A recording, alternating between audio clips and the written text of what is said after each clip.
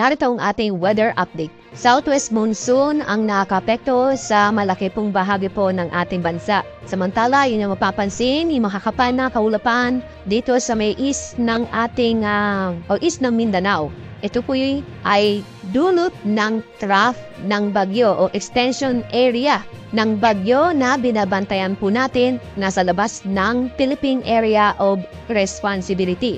Ang bagyong Bibingka o international name na Bibingka ay kasalukuyang nasa layong 1,750 kilometers hilagang-silangan ng Eastern Visayas. Napanatili ang kanyang kategoryang tropical storm, kung ang lakas ng hangin ay umaabot sa 85 kilometers per hour. Ang magiging tatahakin ng bagyong may international name Bibingka ay northwestward at dadampo yan sa may right corner ng ating Philippine Area of Responsibility. At maaaring po sa Biyernes ng gabi ay pumasok ito sa ating PER. Kapag nasa loob ng ating PER, tatawagin natin siyang Ferdy. Bamamat ang bagyong ito kapag napanatili ang galaw sa direksyong northwestward ay hindi mag-landfall o hindi dadaan sa ating kalupaan. Inaasahan pa rin natin na maulan na panahon at may mga pamisa-misa malakas sa hangin. Dulot ng habagat, usay inaasahan po natin palalakasin nitong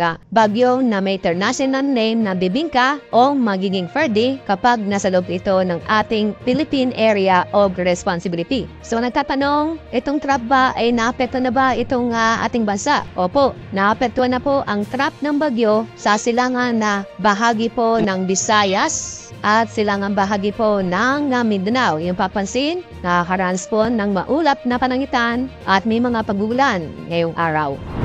Sa ating magiging lagay na panahon bukas, inyo makikita ang buong Southern Luzon, buong Visayas at ang buong Mindanao ay magiging maulan na panahon bukas.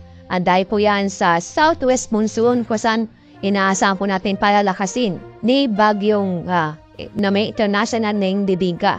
Asahan po natin ang moderate to heavy rains, lalo na po sa kanlurang bahagi ng Southern Luzon, Visayas at Mindanao. Ang mga lugar po sa may kanlurang bahagi nito ay sa Palawan, Mindoro Provinces, Western Visayas, Negros Islands Region, ganoon din po sa may Zamboanga Peninsula, Barm, at Soc-Sargent. Kaya sa mayon ay mag-ingat na po tayo at alamin na po ang ligtasan lugar dahil sa inaasahan po natin na pagpulan na po yung mga moderate to heavy rains na posibleng magdulot ng pagbaha o pagbuho na lupa. Samantala, ito na labing bahagi po ng Luzon ay bukas magiging fair weather po tayo. Na po saan makakaranas ng bahagyang maulap hanggang sa maulap ang ating kalangitan maliban sa mga isolated na magpag-ulan o mga biglaang buhos na ulan dulot ng thunderstorm.